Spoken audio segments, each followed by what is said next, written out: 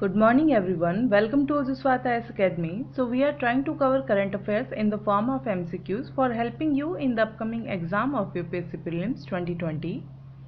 So today we will discuss the MCQs of 28th May, and you can also join us on our Telegram channel where we upload all these PPTs.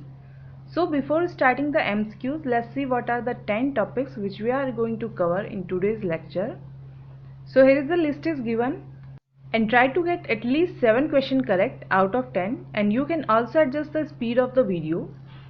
So let's begin with our question number 1. So question number 1 is with reference to nominal GDP. Statement first: nominal GDP is the total value of all of the finished goods and services during a given year adjusted for inflation.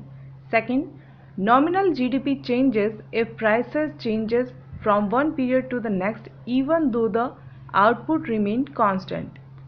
So here the correct option is B, that is second only, and statement first is incorrect because nominal GDP is value of all the finished goods and services that an economy produced during a given year, but it is not adjusted for inflation.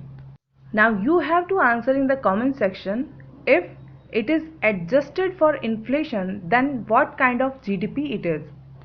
So overall GDP is the final value of the goods and services produced within the geographic boundaries of a country during a financial year, and the nominal GDP takes into account all of the changes that occurred for all goods and services produced during a given year.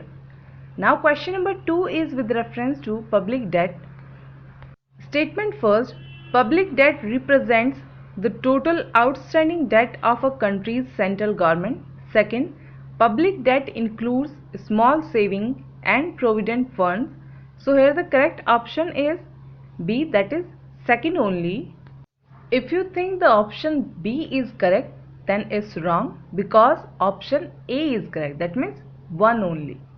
And statement second is incorrect because it does not include small savings, provident funds, reserve funds and deposits.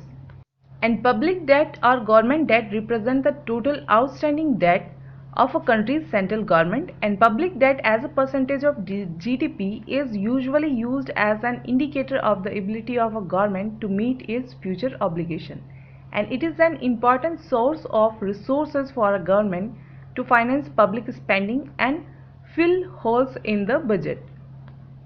And public debt can be split into internal and external debt, and India has recorded a government debt equivalent to 69.62% of the country's GDP in the financial year 2019 and 20. Now question number 3 is with reference to peninsular rivers. Statement first: peninsular rivers have large catchment and drainage area as compared to Himalayan rivers. Second, peninsular rivers have reached a stage of maturity compared to youthful Himalayan rivers.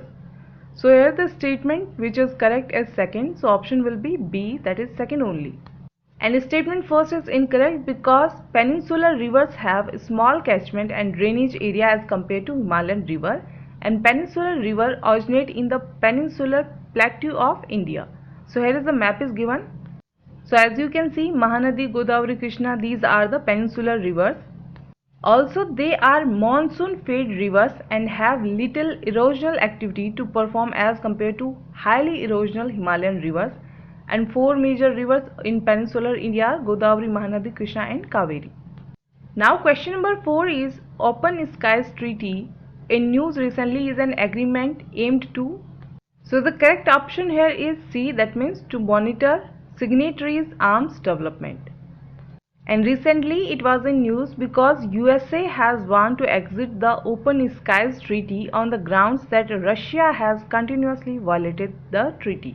And this treaty came into force in January 2002, which establishes a program of unarmed aerial surveillance flights over the entire territory of its participant, and it is an agreement that allows countries to monitor signatories' arms development by conducting surveillance flights over each other's territory and collect data on troop deployment and military facilities, etc.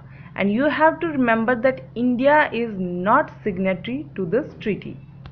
Now question number 5 is red sanders tree is endemic to which of the following states of India?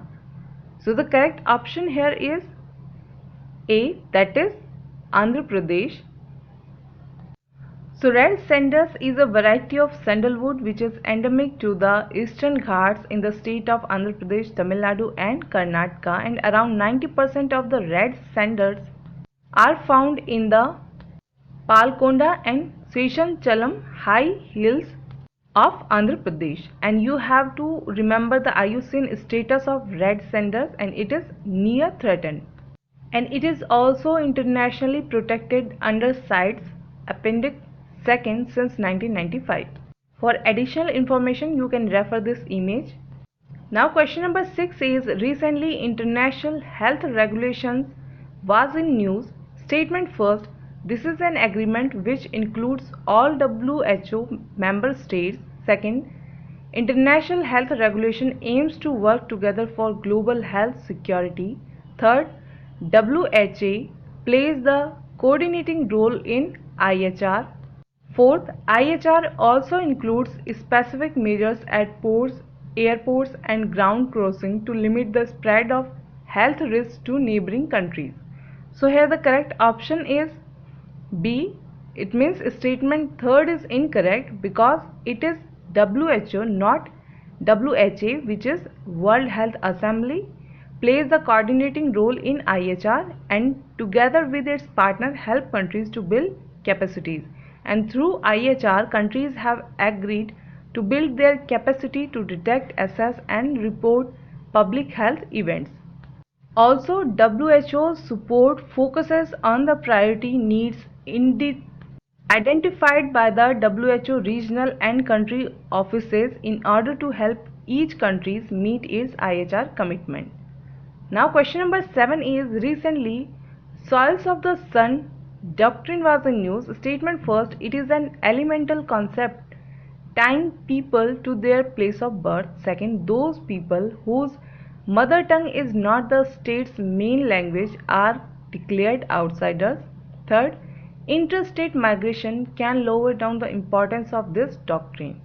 So here the correct statement is first and second also, and we have to find out incorrect statements. Option will be C because statement third is incorrect, and it is the interstate migration which leads to intensification of this doctrine.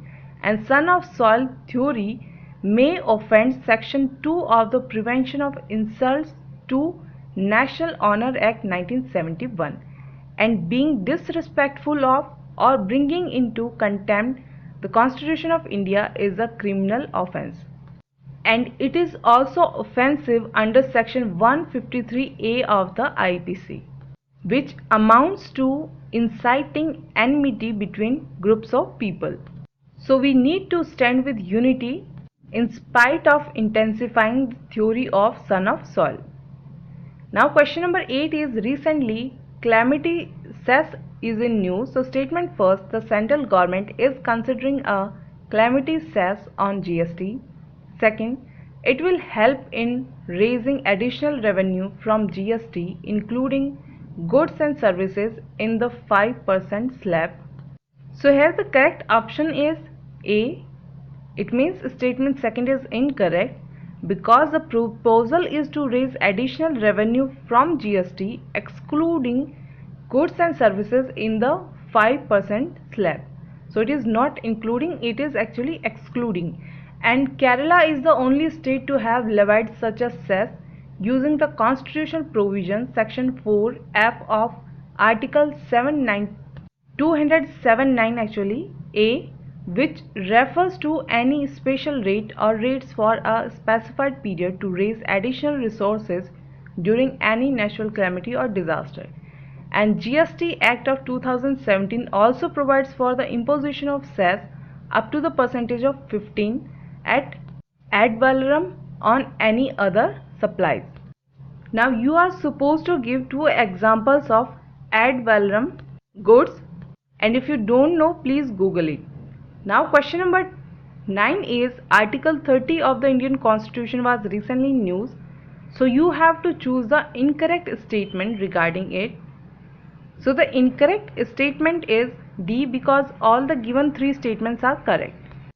And Article 31 says that all minorities based upon religion or language shall have the right to establish and administer educational institutions of their choice. Then Article 31A deals with the fixation of the amount for acquisition of property for any educational institution established by minority group. Then Article 30 Clause 2 states that the government shall not discriminate against any educational institution on the ground that it is under the management of a minority, whether based on religion or language, while giving aid. Now question number 10 is, with which of the following country or countries Croatia shares border? So the correct option here is A, that is Slovenia. And we have also checked the location of Slovenia in the last MCQs. So here is the map is given, and this country is located on the coast of Adriatic Sea and it shares border with Hungary, Siberia, Bosnia and Herzegovina and Montenegro, including Slovenia. For additional information, map, capital and currencies are also given, so do check it. So that's all in our today's MCQs. Hope you guys are liking the lecture, and if you want to contact us, these are the details. From this link you can join us on our Telegram channel, which is given in our description box also. And if you want information regarding UPPSC examination and its test series, you can also call us. So stay safe, stay healthy, have a nice day, and